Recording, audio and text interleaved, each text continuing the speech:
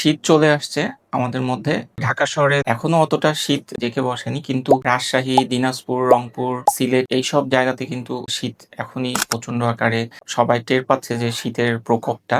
তো এখন শীতকালে কিন্তু স্ট্রোকের রোগীদের বা যাদের স্ট্রোক নাই, স্ট্রোকের ঝুঁকি আছে তাদের ঝুঁকিটা কিন্তু এই সময়টাতে একটু বেশি থাকে। তো আমরা আজকে জানবো যে কেন শীতকালে স্ট্রোকের ঝুঁকিটা বেশি থাকে। মূলত শীতকালে কিন্তু ঠান্ডা আবহাওয়ার জন্য আমাদের যে রক্তনালীগুলো থাকে সেগুলো কিন্তু সংকুচিত হয়ে থাকে। সংকুচিত হওয়ার কারণে আমাদের রক্তচাপটা একটু বৃদ্ধি পায়।